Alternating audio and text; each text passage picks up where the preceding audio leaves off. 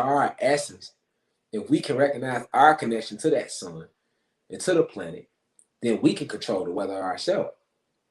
We can re-hijack the planet from them just by taking our power back within ourselves. So if we understand our esoteric connection to the sun, they can't use their weather to control us no more. They can't do that when we understand our connection to everything around us, that you can go in meditation and manipulate anything in this physical density just with your mind. Anything is at your command. Long as you ask first, it's going to work with you. Any element, anything you're trying to do in this physical reality. And that's the secret they don't want us to know, because we then hijack the planet back from them. By taking control over the elements. With our mind. With our mind. And not just elements, like things like think about the sun and what it does for us. So like when they say it's a cloudy day, if we all had our mind set on a sunny day, the sun coming out regardless. If just one of us focus and do it, a lot of us do it, yes. But that's on any intent. That's on any intent. That's the metaphysical side. That's the true power we got. We even with bullets, like bullets is kinetic energy. So we reaching a level where bullets don't even work anymore. On some Neo shit, Matrix Neo shit. Straight listen. A lot of people don't know this. Bullets are kinetic energy. Bullets come from guns. Guns are made of carbon. So that's us. You can control the bullet in its trajectory and everything about the bullet strictly with your mind. But if you don't understand the science of yourself and what you are and what that bullet and what that gun is, then you can't do that. And with the planet rising at a different frequency right now, a lot of people, especially if you woke, bullet ain't even gonna hit you, because the planet needs you right now. Bullet could be aimed at you. Bullet could be coming towards you. They won't even penetrate your aura field. You can literally change the listen.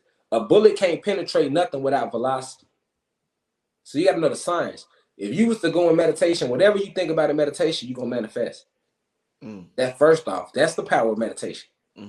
Second off, so that means anything. You can go into meditation and you scientifically break down that velocity. You say, you know what? I'm going to recode the velocity of this bullet to 0.00. That means that's zero velocity. That means the bullet ain't going to have no velocity. And if you program that with your mind, somebody go to fire bullets at you, they won't even penetrate you. That's a fact. That's the level. That's the level that the planet is rising back to. And this is the level that one must be on right now. Because that's what we are. Simple things like guns and bullets have put fear into the Black community and stopped them from rising to get the planet back. Big time. So now that's been broken down. All those weapons the armies in them had, they've been disarmed. The whole shit ain't really taking place. Distraction. It won't be no more wars on that level. They don't have that permission to even put that type of energy on the planet no more. The ancestors back, the ancient ones here, the cosmic forces here. You know, you got too many extraterrestrial races here. Like it's literally in game. Like who? Tell me some of the extraterrestrial races that are here that are like, you can't do this no more, motherfuckers. So you got Draconians, you can't do this. Like who's so here? You got the Nerubians are here. The Nerubians were the ones that salted the seas originally. So the Nerubians come from a planet called Nibiru. Nibiru is a planet, a spaceship, and a sun. So a lot of people don't know that anciently it was no salt in the seas. The Nerubians are the ones that salted the seas. Now, why are the Nerubians here? The Nerubians are here to clean up the atmosphere. So their job, what they do is like, they'll appear in the sky as the sun some days. And if you don't have a keen eye, you won't be able to tell the difference. But some people can. They catch it. They post videos about this. Okay, so on days when they are on the planet or on this realm, right, of Atlantis, what they'll be doing is they'll be cleaning up the atmosphere. So they going into the sea, they cleaning out all the pollution out the seas. They going into all the rivers, cleaning all the river pollution out, cleaning the forest up, putting that good energy back into the forest, cleaning all the Margellas about the sky, trying to clean the oxygen out the sky, pump the hydrogen back into the planet. That's the job of the Nerubians.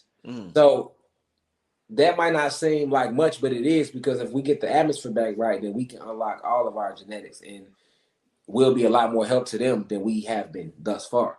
Then you got the Nagas here. The Nagas is ran by Medusa. Medusa, her story was told a little bit in Greek mythology, but it wasn't connected to the Nagas. But she's actually like one of the main goddesses, like one of the head, if you want to call her queen of the Nagas. So the Nagas, they are gods and goddesses like us, but they have serpent bodies. So they have arm, head, torso, body of serpents.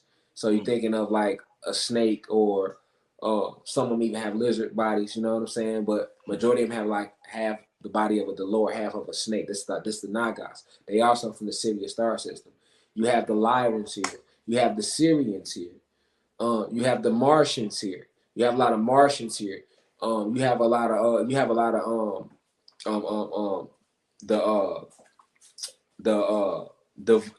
the veneer.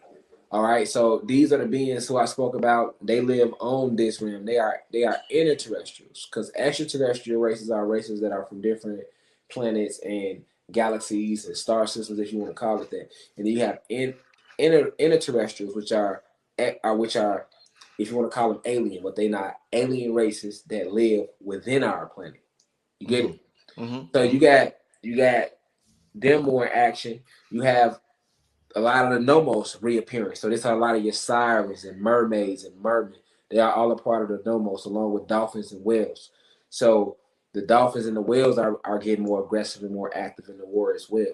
You also have a lot of your elemental warriors and beings that's back on the planet. You also have a lot of that ancient energy, like from the sun god Ra. His energy is on the planet. Isis and Osiris, their energy on the planet. Anubis, a lot of these Egyptian gods, these are spirits. Their energy is on the planet. You can channel all this energy too. That's the crazy thing about it. That's what I'm trying to say. People have no clue. Our people have no clue what they can do as black people, if you want to call them that, gods and goddesses, being aboriginal beings. You can channel all this different energy from these different other gods, which is your cosmic family and your physical ancestors. These are our cosmic ancestors and our physical ancestors. You get what I'm saying? But this is why these beings will work for us. And that's what they fear. They fear us going back to that state where we not just fighting them, but we because we in a physical density. So we have to call it in their help. The archangels, angels, you have to let them in. They just can't come in. Because all beings have free will. Sovereignty is the law of the cosmos. So you have to call these different advanced beings in. Right. They need their invitation. You have to call them in. Yeah, definitely. That's how it works. But that's the side of us that we got to get back to. I remember, that's my son. Pardon the noise, family. That's my son upstairs. I remember watching, when I used to watch True Blood back in the day, the vampire used to come to the door, but they couldn't get in unless they was invited. So they would do something for you so you can invite them. Then once you invite them, then they come get you. You know what I'm saying? But it was all based on you inviting them in, but they couldn't get in your door. They would run up to the door, but they would stand right by the door. Then once you invite them, then they got you. So yeah. That's powerful. Yeah. That's real. That's how it works. Like they get the whole idea of, because that's in a lot of vampire movies. Like vampires can't go into your house without your permission, right? But that idea comes from how it works in magic. Like anybody that works with spirituality will tell you that too. That's deep in the journey will tell you, like, when you practicing magic or you working with certain deities or certain spiritual families or certain ancestors, like they need your permission. Just like if I wanted to help heal you, if I wanted to help, say you got sick and you wanted me and I wanted to help heal you, I could do a ritual to help heal you, but I can't do it without your permission. I would have to literally talk to you. Hey, God, man, with your permission, I would like to do a ritual for you, because you are a sovereign being. So the law of the cosmos is you cannot violate nobody's free will. Thanks, man. But what about voodoo? People feel like their free will has been violated because somebody put a curse on them. They damn sure ain't agreed to that curse being put on them. They be like, man, so-and-so said I was gonna get into this accident. They got into it. So how is that? Ain't that a violation of somebody's sovereignty? Hell yeah. Like, and that's why the people that's like, okay, so this is how that works. Say somebody put a curse on somebody, right? It would have to be like if somebody tried to come after your family. Like a real practitioner of the arts, they gonna tell you that like a person can't just put no curse on you just to do it. If they do it, it's going to come back to them. That's how that go. Like But like, okay, say I don't do nothing to you, and you want to go just put a curse on me because you mad because you think I got more money than you or something, right? But I think he more whatever. You go put a curse on me for nothing. I ain't did nothing to you, your family. It's gonna come back to you and hit you 3 times hard. You know what I'm saying? It's gonna come to me, but once it get to me, I haven't did nothing. And if I got any type of spiritual protection, it's definitely gonna send it back to you. So it'll come back to you. But let's just say you got the green light because you got the right to protect yourself and your family. You see what I'm saying? That's how that works. Like, so when you see people like this practicing voodoo and they go put curses on people for no reason, those are people that's they're using the energy, they're using the art for negative results. You know, that's like with a gun. Like I could take the gun and I can go rob the liquor store. I could take the gun and only protect my household. It's the same thing with the magic. It's the same thing with the arts. That's why everybody can't know it, because if they're not disciplined or at a certain level spiritually, they will do petty shit like that. They will. You know, that's why it's kind of good that all our people don't remember certain parts yet, because they're not ready for it yet. They're not ready for it. Work. Yeah, they still got to work on cleansing the chakras out and shadow work. Like, because you know, you start getting in possession of these things that you are capable of, and you don't have yourself aligned right, you're going to start misusing it and trying to hurt people for no reason. Like, literally, I've had people DM me and ask me, hey, God, can you teach me how to do this? Can you teach me how to do that? I'm trying to get my boyfriend back. Can you teach me? And I'm like, man, hell no, I don't partake in that type of energy. You trying to come to me and have me help you concoct a love spell. So you know what I'm saying? Like, that ain't how that work reflection. You feel me, God? Like, and you ain't finna get me fucked up. You feel me, God? You ain't finna get me fucked up. I know how it goes. You ain't finna get my energy all fucked up because I didn't want to concoct some shit. And now shit going wrong for me because then it came back to me because I'm the sender of the shit. You see what I'm saying? Right. Like, hell no. Like, you gotta understand like what you're doing. It's serious. It's serious. It ain't no joke. Like I tell people that when they come around me, I say if they come around me, I be like, listen, man, have respect in front of my ancestors because they don't play. You know what I'm saying? You can't be looking like, oh, that's just some statue with some beads. Like, you can't move like that. You know what I'm saying? It's real spiritual work over here. It's real spiritual protection. It's my family. It's my they don't play about me. You feel me? So like I tell people that, like, you know, somebody had came and did some work on our crib and somebody in his family had died because he touched my altar. You know what I'm saying? And I told him, I'm like, you can't be touching altars and moving stuff because if your intent ain't right, they gonna know that. You know what I'm saying? So anything that's out to hurt me gonna be just like you. Like if we start going to our spiritual family and bringing them in for protection, that's a different level of protection. The spiritual law overrides the physical law. Physical law, man, it's made up. So spiritual law is the essence of it before they even got here. You know what I'm saying? So when you go into the spiritual side of things, that's what they fear. They don't want us doing that. They fear that because they remember how it was when we was. That's like Locke. They don't want you in your nature because they know copper and crystals. They know like, oh, anything I say gonna be amplified. All my intent gonna be increased just off me wearing this and having this on it. Yeah, that's protection. It's real like that. Energetic protection for your aura and all that's real. Even this sitting right here. Can't nobody spell work against me when I got this crystal sitting right here. That's why I sit it right there. You know what I'm saying? Like it's defense magic at the same time. Like, you know what I'm saying? Like, because people think it's not real, but it's people that's practicing this. You know, it's people that's practicing sorcery. They practicing witchcraft. They know it's real, and they'll watch this type of stuff and be mad that we even talking about it because they want it to be. You know what I'm saying? You're right. They'll be like, and then they'll try to work some shit toward me just because I'm talking about it. Like, so it's happened before. It happened last summer. So, you know, I've learned even being public. Got to move with certain protection, say certain things, have certain things set up when I'm talking live, certain crystals, certain, you know, just the, you know what I'm saying? Because what we talking about, that's the scary thing. You got the people that know it's real, then you got the people that's listening and they don't know if it's real, and then you got the government, they watching and they the main motherfuckers get mad and they know it's real, and they like, oh, okay, he trying to wake the people all the way up. You know what I'm saying? Like, so yeah, we got to get back to who we are. Really, this is our true protection. This is our true. We can't, you know, we not winning a war with no guns and bullets. That's kinetic energy. That's low. That's kinetic energy. We can stop that with our mind. We can, especially right now. The Kundalini energy has risen so high. It's risen so high, and it's gonna keep rising. The frequency so high right now. We are so we waking up like on that level, like they can't fuck with us, God. We can't. The only people they can fuck with is if you not woke right now. Like if you ain't woke and you not on your journey, then they can fuck with you because you trapped in that 3D. But for us who we ascended, we not on 3D. We know about vibration. We understand.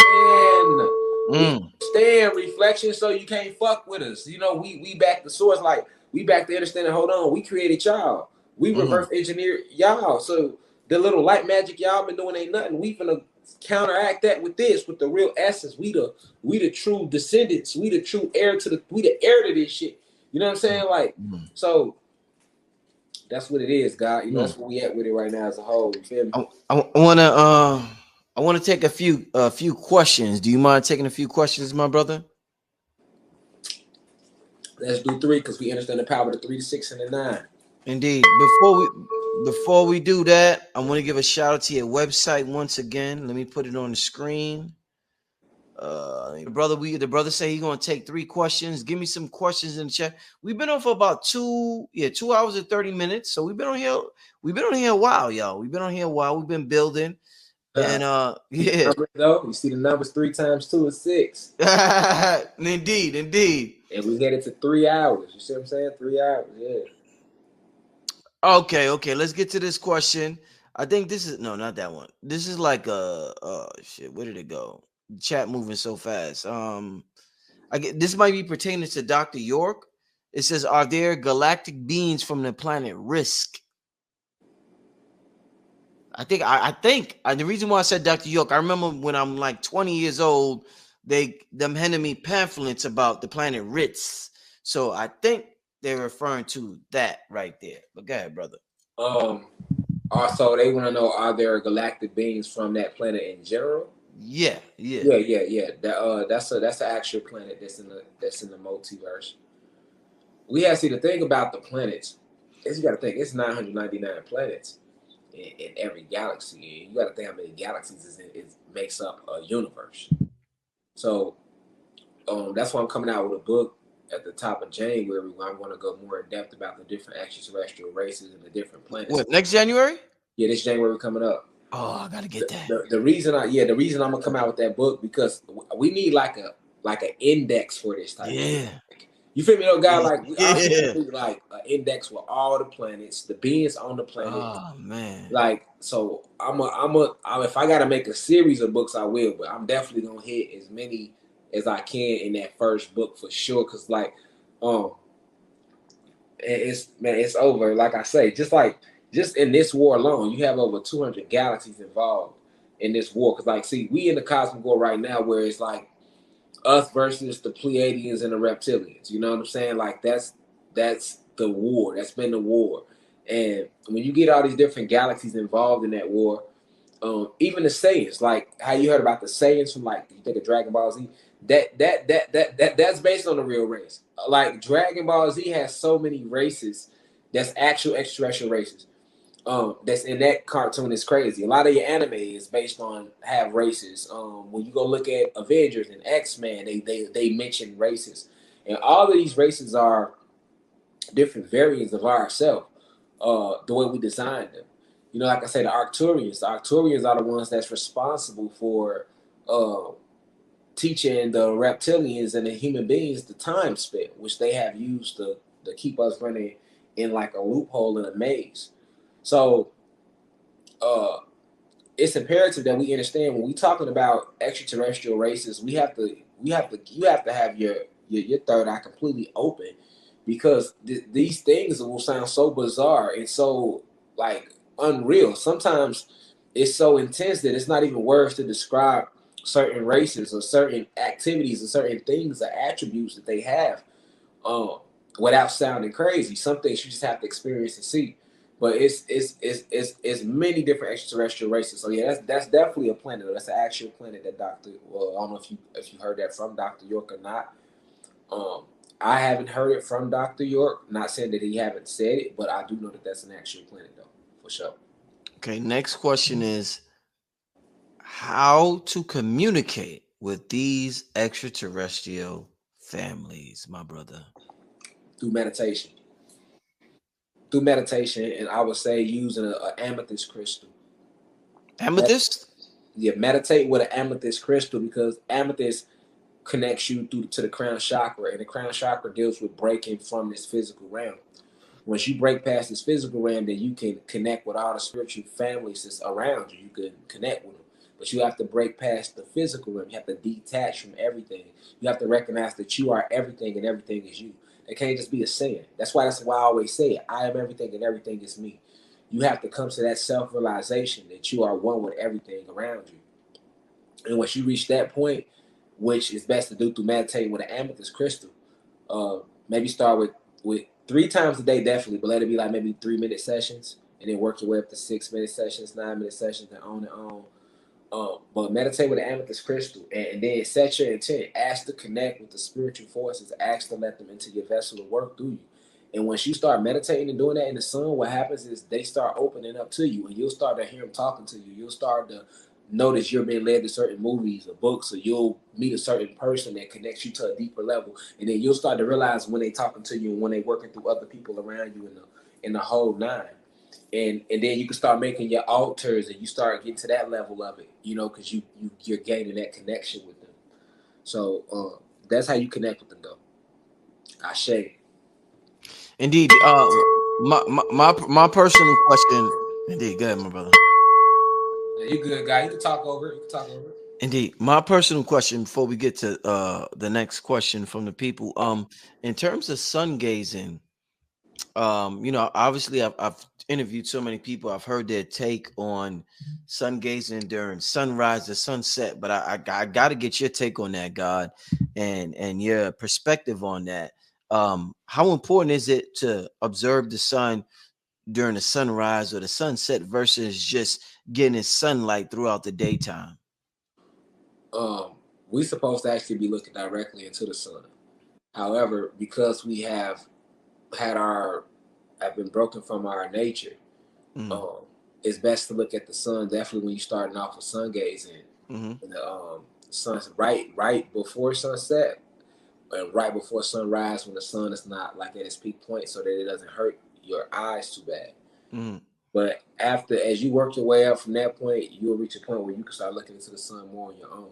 Sun gazing is very powerful, because when you're looking into the sun, you're looking into the chromosome. So you're looking into your soul. All right, because the sun is not just a chromosome that's a part of you, but it also contains a piece of every single soul ever created. So when you looking at the sun, you're looking into everybody's soul. You're looking into the source. You're looking into the essence. You're looking into the truth of yourself, because you burn brighter than the sun. The sun is able to burn bright like it does. It gets that energy from us. Remember, we give life to the sun. So how bright you think we burn? We're more luminous than the sun. So when we are without a body, we're at our highest, with our highest vibration. So sun gazing allows you to connect back with that part of yourself, which is cosmic, it's galactic. And it strengthens and burns off the toxins that's been placed over your eyes from the food you eat. Because those toxins cloud over your pupils and all that. That's why you have to open your third eye. And that also comes through meditation, which is your spiritual eye, your ability to see things clearly for what they truly are. You have to be able to see past the veil. So when you're looking into the sun and you gazing into this, it's cleaning out your soul. It's cleaning out your aura field, because you are electricity and magnetism. And when we can realize that, that's what Dr. Sebi was saying, electrical beings, same thing. We are electricity and magnetism. So you require energy. You need that sun. That's why you created it, right? You need it. You feed off of it. You're a plant. You're plant-based. That's why it's called a planet. My locks sprout because I go in the sun and let them soak in the sun. The plants have chloroplasts. We have chloroplasts. You got to understand that divine cosmic connection, and you're looking at a piece of not just everyone else's soul, but yourself. That's the chromosome. The chromosome, and to be exact, we share that same chromosome in us, because I am you and you are me. It's no separate. It's no difference between me and you. You are me in manifestation, and I am you in manifestation. We are this is an example of a parallel universe right now. Because you're looking at me thinking you're looking at Rashad Jamal, but you're looking at yourself. And I'm looking at you thinking I'm looking at Black Magic, but I'm looking at myself. And that's why karma is real. That's why if I go behind your back and bad mouth you, somebody do it to me, not because I had it coming, but because I already did it to me. Right. I did it to me. And see, that's the metaphysical breakdown of karma. They don't tell us that, they just say karma. But that's because they don't want you to know that you are everything and everything is you, because that's where the power is at. That's when the connection comes back, because it's not just with you and your people, other gods and goddesses, but with nature. So then you start to treat everything the way you want to be treated. You know, you don't send out a frequency that you don't send back to you. You recognize that you're one with everything. You don't do that. It's different now. And now you have more help too. You have more help. You understand that no, you're not alone at all. You know, you are literally everything around you, down to the microcosms and the macrocosm. You know what I'm saying? Like, so that's why when you sun gazing, it helps to clear that out. It helps to connect you back to that part of yourself. And that's the part, once again, that they fear. Because now elemental beings can communicate with you more. You're on a higher frequency. You can see them now. They there the whole time, but you can't see them because you're not on that frequency. But it was a time when you was on the free. You created the elemental being. You created everything. So every being, everything around you remembers you, but you don't remember it. No, the rocks remember you. The birds remember you. The grass remembers you. The elements remember you. Everything know you. You the only one walking around in your own house with amnesia. Damn. Spiritual amnesia. The only one with spiritual amnesia. That's crazy. Yeah, we the only one. So that's why we gotta connect back like that. And sun gazing it aligns you with that. Just like crystals, they don't want you doing none of it. Listen, do you know I was trying to just get some obsidian, and the person I normally get crystals from, because I sell real crystals on my website, and they sell out so quick, and I'm like, man, I need some more obsidian. So I was trying to get some obsidian, and I couldn't even get it. He like, man, they not restocking obsidian no more. And me understanding the power of obsidian, is one of the most powerful protection crystals, right? And I told my wife, I said, babe, when they realize, because it's this mass awakening going on, and more people starting to get to crystal and crystal healing. I'm like, when they see that all these black people and these gods and goddesses are starting to get back into these crystals the way I'm like, they gonna start trying to snatch them crystals off the shelf, because the crystals these are weapons, man. These weapons, man. Listen, the highest form of attraction is copper. Copper is more stronger than gold, but they think gold is stronger than copper. The diamond is a beautiful crystal, but it's not more stronger than the clear quartz. See what I'm saying? So it's like, as people realize that, they gonna start moving crystals off the shelf. I told her that, and now I just they like, oh, it's hard to get obsidian. I'm like, and it's from a big, like I be going like Arizona, like where they do the big mining at. Like, so that let me know they finna, maybe in the next year we're gonna look up, they ain't gonna be selling crystals no more, because they don't want us with crystals. Damn. You know what I'm saying? We don't. That's like us having locks. Like, they don't want that. They don't want that, because they act like locks is a weapon. They act like locks is a weapon, bro. They are, but they are. They act like here is a weapon, bro. Forever, bro. It's a weapon because our ether grows up to the cosmos, and it connects us to everything around us. It's electricity, and it hold energy. You can release it too, because you are a crystal. So like crystals pull in energy, then they release it. We pull in energy, then we release it. So our ether do the same thing. And then if you have your intent set, you can go out there in that sun and channel the energy from the sun with your intent, and use your ether to power that electricity through it, and do more than you could ever imagine. So it really is a weapon. Our ancestors fought using their locks. These are antennas. The grass is antenna. If you observe the grass, I don't think people look at what grass really is. Grass isn't like just some green stuff on the grass. That's antenna. It's antenna. Step on the grass and just watch how it just bounces back. It's gonna pop back. You can see the life in it when you watch it. Step on it and just sit there and just watch it. Move the shoe. The grass gonna pop back, like just like a person would get knocked down. You know, it's gonna pop back up. It's gonna start straightening itself back out. You gotta realize, like, everything around you is antenna. So it's you connecting to your environment. You know, listen, your aura is 1,000 times more stronger with locks in your hair than when you ain't got your hair locked. Yeah. 1,000 times? Oh yeah. Wow. Listen, if a person does something bad while they have locks in their ether, it's gonna come back and hit them faster because they got locks in it. Oh So shit. it's a magnet. It's going. That's why you got to keep your soul clean and your locks clean, and you should be growing with your locks. It's a journey. It's a spiritual journey. So like for the longer my locks get, the more deeper I go within myself.